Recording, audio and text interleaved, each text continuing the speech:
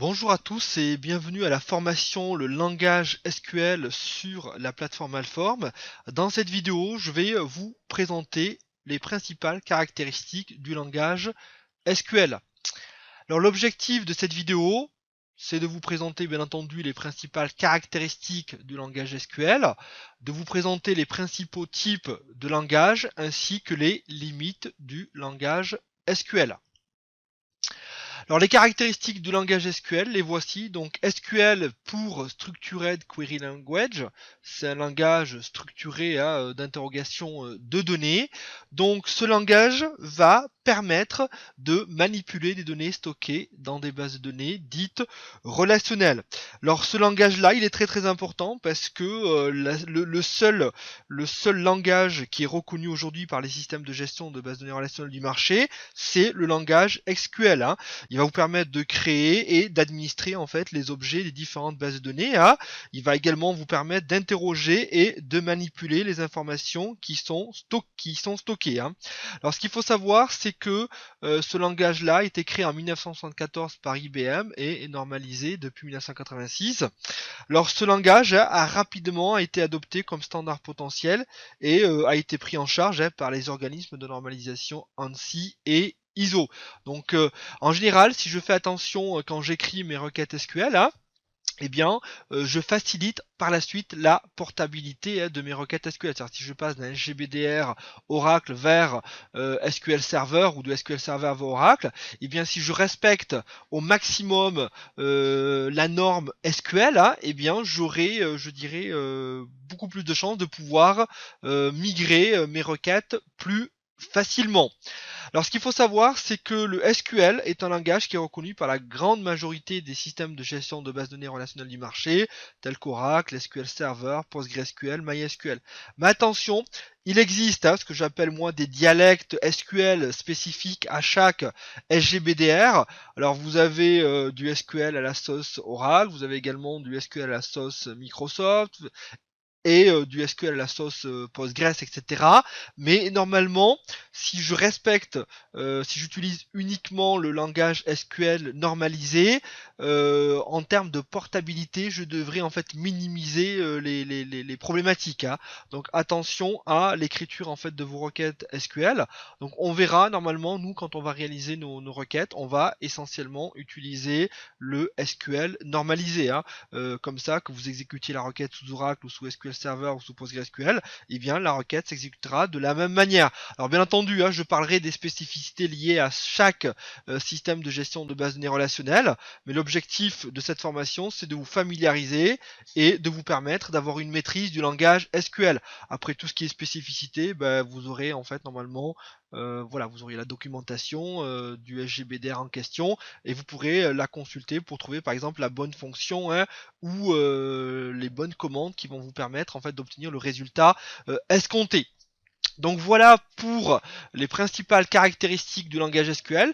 Il faut retenir une chose, c'est que la seule manière d'interroger des données qui sont stockées dans un système de gestion de bases de données relationnelles, tel qu'Oracle, SQL Server, Postgres, MySQL ou d'autres, c'est le langage SQL, le Structured Query Language, d'accord? Donc voilà pour les principales caractéristiques du langage. Alors il faut savoir qu'il existe quelques types de langage. Il existe deux grands types de langage, ce qu'on appelle le LMD pour langage de manipulation de données. Alors dans ce langage de manipulation de données, on va retrouver un sous-langage qui est le LID, le langage d'interrogation de données. Dans ce langage d'interrogation de données, on va retrouver essentiellement l'ordre select, d'accord, très important. Alors dans le langage de manipulation de données, donc je vais retrouver un sous-langage qui est le langage d'interrogation de données, le LID, dans lequel on va retrouver l'ordre select qui permet d'interroger les données d'une table. Et vous avez les instructions, les ordres insert, update et delete. L'ordre insert qui permet d'ajouter de nouveaux enregistrements, l'update qui permet de modifier des enregistrements existants et le delete qui va permettre de supprimer des enregistrements existants. Donc voilà pour le langage de manipulation de données. Vous avez également le langage de définition de données, donc le LDD pour langage de définition de données. Donc ce langage contient un sous-ensemble, donc vous avez ce qu'on appelle le LCD, c'est le langage de contrôle de données. Alors via la commande grant et revoke. Donc on verra que la commande grant permet d'attribuer des privilèges et revoke permet de retirer des privilèges. Par exemple, là, je peux donner un privilège d'insert, de select, d'update ou de delete à un utilisateur de base de données et revoke permet de retirer ces privilèges. Donc grant permet de rajouter des privilèges sur les objets et revoke permet de les retirer. Vous avez les autres commandes qui font partie du langage LDD, c'est le create, le alter, le truncate, le drop et le rename. Donc le create permet de créer de nouveaux objets, create table, create synonyme, create view, etc. Alter qui permet de modifier un objet existant, alter table, etc., etc. Vous avez la commande truncate qui permet de purger, en fait, de supprimer l'ensemble des blocs rattachés à une table. Donc grosso modo, ça permet de supprimer tous les enregistrements d'une table. Vous avez également l'ordre drop qui permet de supprimer un objet, par exemple drop table, drop index, drop synonyme, drop view, etc. Et vous avez dans le LDD également l'ordre rename qui permet par exemple de renommer un objet, par exemple de renommer le nom d'une table, d'une séquence, d'une vue, etc.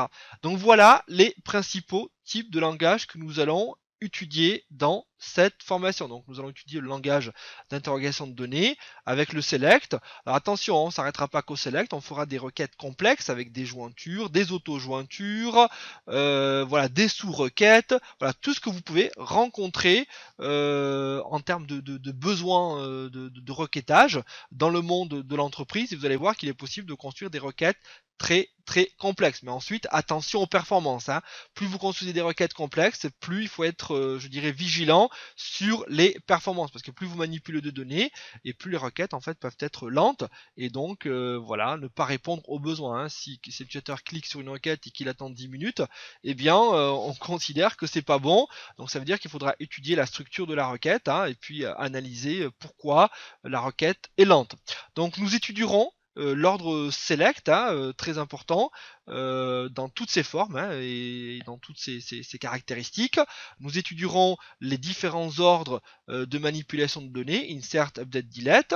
Puis une fois que nous aurons étudié en fait l'ensemble de ce qu'il faut connaître et de ce qu'il faut savoir faire au niveau du langage de manipulation de données, eh bien nous étudierons le langage de définition de données qui va nous permettre en fait de pouvoir créer des tables, de les modifier, etc., etc.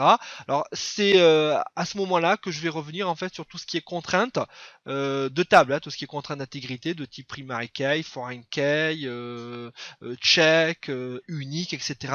Donc je reviendrai en détail dans ce chapitre qui traite en fait du langage de définition de données, je reviens en détail sur ces contraintes de colonne que j'ai abordé dans la précédente vidéo. Donc voilà ce qui existe en termes de langage, de type de langage pour les SGBDR standard, tel qu'Oracle, SQL Server, PostgreSQL et par exemple MySQL.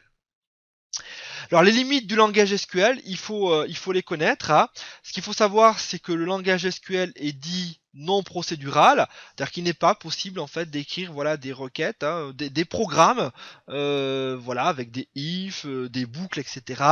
Si vous voulez construire des programmes au niveau d'un système de gestion de base de données relationnelles, eh bien il faudra utiliser un langage spécifique, un langage de programmation spécifique à chaque système de gestion de base de données relationnelles. Sous Oracle, on parle du langage PLSQL, sous SQL Server, on utilise le Transact SQL, sous PostgreSQL, on utilise le PLPG SQL. Donc chaque système de gestion de base relationnelle a son propre langage de programmation pour écrire des programmes procéduraux.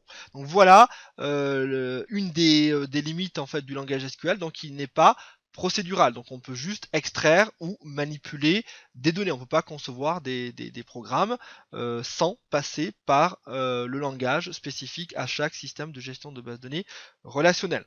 Alors La portabilité également des requêtes SQL est limitée par rapport aux fonctions spécifiques à chaque HGBDR. Donc si vous utilisez par exemple une fonction spécifique à un GBD donné et que vous prenez cette requête pour l'exécuter sur un autre système de gestion de base de données relationnelle, eh bien il faudra modifier la requête pour qu'elle puisse s'exécuter correctement. Donc ce qui limite un petit peu la portabilité justement de ce langage, c'est les spécificités liées à chaque système de gestion de base de données relationnelle. Donc vous allez avoir par exemple des noms de fonctions qui vont changer, par exemple pour extraire l'année d'une date, le jour d'une date, etc. Mais ça bon, on s'y retrouve très facilement avec la documentation du SGBDR en question. Mais il faut savoir que voilà, quand vous concevez vos requêtes, il faut être assez prudent et assez vigilant pour limiter l'utilisation des fonctions qui sont spécifiques à un GBDR donné, si dans le futur vous êtes amené à migrer d'un système d'un GBDR à un autre. Très important aussi, vous avez le typage qui peut être différent d'un système de gestion de base de données relationnelle à un autre, ne serait-ce que le nom d'un type de données, donc il peut être différent, ça aussi ça peut poser problème.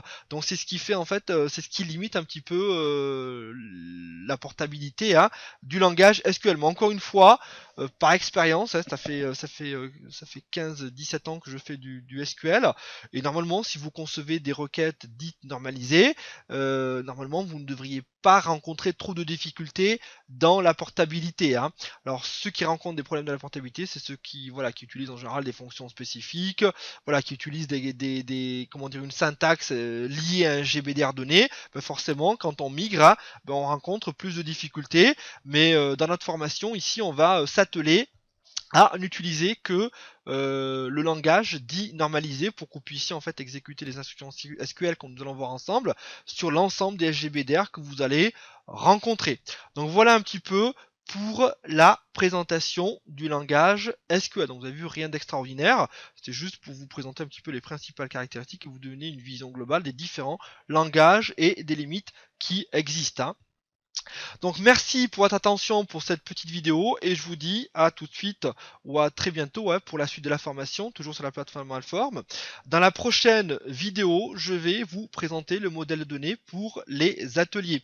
Une fois que je vous aurai présenté ce modèle, on pourra attaquer le langage SQL, donc l'ordre select avec ses différentes caractéristiques. Mais au préalable, je vais quand même vous présenter ce modèle de données sur lequel nous allons travailler. Nous allons développer des requêtes et puis faire nos tests. Merci pour votre attention et à très bientôt.